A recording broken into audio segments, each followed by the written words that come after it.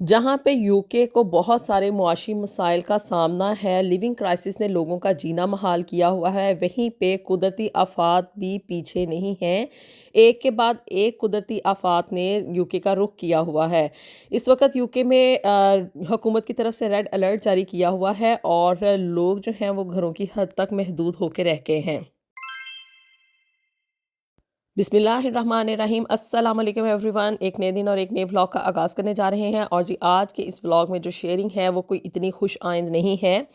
UK में तो पहले ही बहुत सारे ढेर सारे मसाइल जो हैं उनको फेस करना पड़ा है यहाँ की लोगों को, लेकिन साथ ही साथ कुदरती आफात भी पीछे नहीं हैं। ये इस साल की चौथी बड़ी आफत है जिसका कि सामना इस वक्त यूके कर रहा है। इस वक्त हुकूमत की तरफ से हाई रेड अलर्ट जो है वो जारी कर दिया गया है क्योंकि स्टॉर्म डायरेक्ट जो है उसने यूके का रुख किया हुआ है। और अब आप कहेंगे कि भी आखिर इस स्टॉर्म में ऐसी कौन सी खासियत है जिसकी वजह से लोग जो हैं वो घरों की हद तक महदूद होकर रह गए हैं, क्योंकि ये स्टॉर्म जो है ना अपनी नौयत का पहली दफ़ा आने वाला ऐसा तूफ़ान है जिसमें हवा की शिद्दत 93 माइल्स पर आवर है। बहुत ज़्यादा तेज़ किस्म की जो है ना यहाँ पे हवाएं चल रही हैं।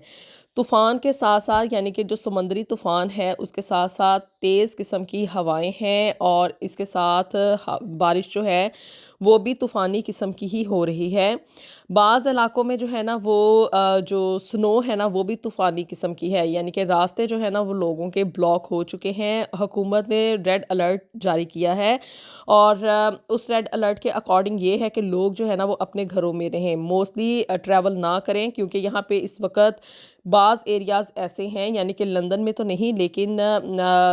वेल्स और स्कॉटलैंड की तरफ कुछ एरियाज़ ऐसे हैं जहाँ पे कि ट्रेन का सिस्टम उसे भी ब्लॉक कर दिया गया है। जो फ़्लाइट्स हैं वो भी कैंसिल कर दी गई हैं और लोगों को ये कहा जा रहा है कि आप घरों में रहें। और यहाँ पे आपको मैं यहाँ एक बात क्लियर करती चलूँ कि यहाँ पे यूके जो है ना इसको ग्रीन एंड प्लेजेंट लैंड कहा जाता है, क्योंकि यहाँ पे ग्रीनरी बहुत ज़्यादा है, दरख्त बहुत ज़्यादा उगाए हुए होते हैं ना। तो अब चूँकि ये स्टॉर्म बहुत ही तेज़ किस्म का है, लोगों के यहाँ पे मोस्टली फ्रंट यार्ड्स में और बैक यार्ड्स में बहुत सारे जो है ना कद आवर दरख्त होते हैं।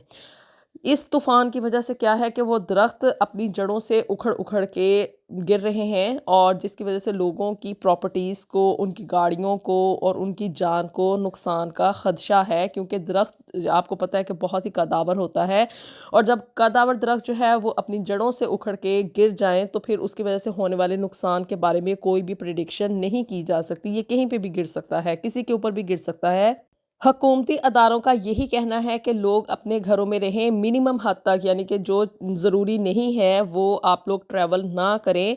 गाड़ियों में बाहर ना जाएं, क्योंकि आप यकीन माने मैं यहाँ पे रह रही हूँ और मैं इन एरियाज से काफ़ी फार अवे हूँ, बहुत दूर हूँ। और यानी कि स्कॉटलैंड, वेल्स और दूसरे जो इलाके हैं ना जहाँ पे कि ये तूफ़ान आया हुआ है वहाँ पे बहुत ज़्यादा बुरे हालात हैं। ये लोग जो है ना इस वक़्त अपनी ज़िंदगी की जंग लड़ रहे हैं और मैं इन इलाकों से अभी बहुत ज़्यादा दूर हूँ, लेकिन स्टिल यहाँ पे हवा की शिद्दत इतनी क ज़्यादा है, इतनी क ज़्यादा है कि ये ख़दशा हो रहा है, ये गुमान हो रहा है कि शायद बाहर खड़ी गाड़ियाँ जो हैं वो हवा में उड़ जाएँगी और हम लोग अगर बाहर निकल के खड़े होंगे तो वो खड़ा होना बहुत ज़्यादा इम्पॉसिबल है हमारे लिए। तो जी ये कुदरती आफ़ात तो यहाँ पे आती रहती हैं और इनके साथ भी अब लोगों को बहुत ज़्यादा डील करना पड़ रहा है, इनसे दो चार होना पड़ रहा है। निज़ाम ज़िंदगी इस वक्त यहाँ पे दरहम बरहम हुआ हुआ है। जहाँ पे यूके को बहुत सारे मुआशी मसाइल हैं, लोगों का यहाँ पे जीना वैसे ही लिविंग क्राइसिस की वजह से मुश्किल हुआ हुआ है, वहाँ पे ये जो कुदरती आफ़ात आ जाती हैं ना ये सोने पे सुहागा का काम करती हैं, लोगों की ज़िंदगी मज़ीद अजीरन हो जाती है। लोग यहाँ पे बहुत ज़्यादा डिसअपॉइंटेड होना शुरू हो जाते हैं कि आया हम यहाँ पे रहें या ना रहें, कहीं ऐसा ही ना हो कि हम कुदरती आफ़ात की जद में ही आ जाएं। एट द प्रेजेंट सिनेरियो ये है कि विंटर इस दफ़ा वैसे ही बहुत ज़्यादा नाकाबिले बर्दाश्त था, क्योंकि इस दफ़ा सर्दी बहुत ज़्यादा है और ऊपर से ये तूफ़ान यानी कि स्टॉर्म ड्रैग जो है उसकी वजह से जो होने वाली तबाहियां हैं, जो सर्दी है और लोगों को बहुत ज़्यादा गैस का जो क्राइसिस फेस करना पड़ रहा है ना, इसकी वजह से लोग बहुत ज़्यादा सफ़र कर रहे हैं, क्योंकि सर्दी में हीटिंग सिस्टम के बगैर रहना इम्पॉसिबल है। और जब हीटिंग बहुत ज़्यादा यानी कि जो गैस है आपको बहुत ज़्यादा एक्सपेंसिव रेट्स पे मिले और जब सब लोग ऑन करेंगे तो उसकी वजह से उसकी शॉर्टेज भी हो जाती है। और अब ये आजकल ये जो स्टॉर्म ड्रैग है इसकी वजह से लोग जो हैं वो बहुत ज़्यादा परेशान हैं, क्योंकि घरों से निकलना बहुत ज़्यादा मुश्किल हुआ है। लोग ट्रैवल नहीं कर सकते और स्पेशली जो ये पब्लिक ट्रांसपोर्ट हैं वो भी बंद हो गई हुई हैं। लोगों को हुकूमत की तरफ से मोबाइल फ़ोन पे इमरजेंसी अलर्ट्स आ रहे हैं। जिन एरियाज़ में ये लोग मुकीम हैं उनको तो बहुत ज़्यादा इमरजेंसी अलर्ट्स आ रहे हैं कि आप लोगों ने किस तरह से इस तूफ़ान में अपना दिफा करना है, ख़ुद को सेफ़ रखना है। और बाकी लोग यानी कि जो यूके में दूसरे एरियाज़ में भी रह रहे हैं उनके मोबाइल फ़ोन्स के ऊपर भी इमरजेंसी अलर्ट्स आ रहे हैं कि भी आपने कौन कौन सी हिफाजती इकदामात करने हैं। अब जिन लोगों को ये अलर्ट्स यानी कि इमरजेंसी अलर्ट नहीं मौसूल हुए उनके लिए ये है कि आप लोग होम ऑफिस